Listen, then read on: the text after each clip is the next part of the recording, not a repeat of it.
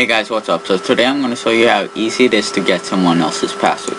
Now before I begin, I'm making this video to show you that there's so many easy ways of a person getting your password and why it's important to secure it.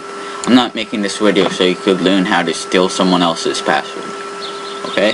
And this is for educational purposes only, so don't actually do it. So it's actually pretty easy to get someone else's passwords. So I'm going to go to this dummy website and I'm going to log in. So first method of getting someone's password that's easy is if they save their password. Some people save their passwords in their browser, and usually there's ways of getting it using their browser, like by going to, on Google Chrome you could go to Chrome, like Chrome://settings/personal and click manage save passwords, and right here you hit the show button. It will show you their password. So that's one important reason why you shouldn't save a password on someone else's computer. You should know that by now, but yeah. But what if they logged in but you just want to find out what the password is? So this is, the password, and we just don't know what it is. Well, we can't copy it, obviously, but we can't copy it yet.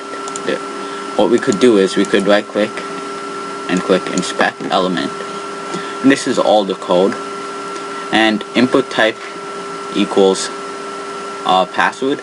That's this password thing, because let's say if I put my mouse over it, it selects this password thing right here. So that means this.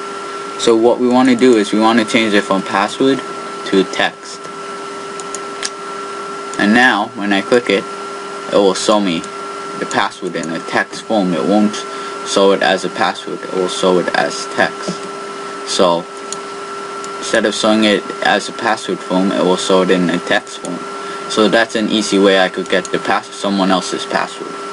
Now this is not my actual password, obviously, but that's just one easy method of doing this. There's like millions of ways of getting someone else's password. So the important thing is never make an obvious password like this, and make it hard to remember. So even if they do get it, if they don't write it down or something, they'll forget it. So yeah. So now what I'm going to show you is how to get someone's password before they log in, so they don't notice anything. So first thing, since this is in a frame, let's go to the actual site so you could see what I'm talking about. So now this is for educational purposes only, so do not do this. Okay, so what we're gonna do is we don't want them to think that we're getting their passwords. So what we have to do is, I'm not gonna show you what we have to do because I don't want you to do it. So now this looks like a regular form, so I could type in my username and I could type in my password. So I'm just going to type in ice space green, ice cream as my password, and for my username I'll type in awesome guy.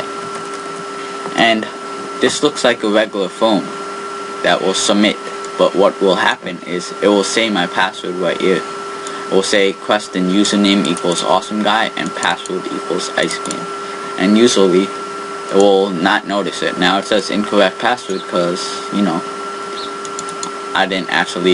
this is not an actual password, but this is how easy it is to get someone else's password. Do you believe that?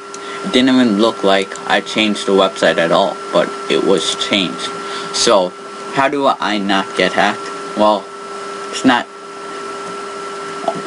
the easy thing to do is to look at the top of the URL. So if you're on Facebook.com and it looks like Facebook, make sure it's not in a frame. Make sure the top URL is actually Facebook. And just to make it, and also you should have a different password for every site. Now you're probably like, oh, I'm never going to memorize like a million different passwords. Well, you don't have to. There's a site called ss64.com/passwords. And if you go to that site, all you have to do is remember one password. So type in your one password that you could remember. So I'm going to type in awesome as my password, and I'm going to show password so you could see it, just to show you that I did type in awesome. And what it will do is it will generate random passwords for awesome. And then the next time, so then I set my Amazon password to this, I set my Apple password to this, I set my eBay password to this, and I set all my passwords to these random stuff. And the next time I want to log in, I just go to the site and type in awesome, and it will show me all these different passwords. And you don't want to tell anyone that you're using the site, otherwise they'll find out your password.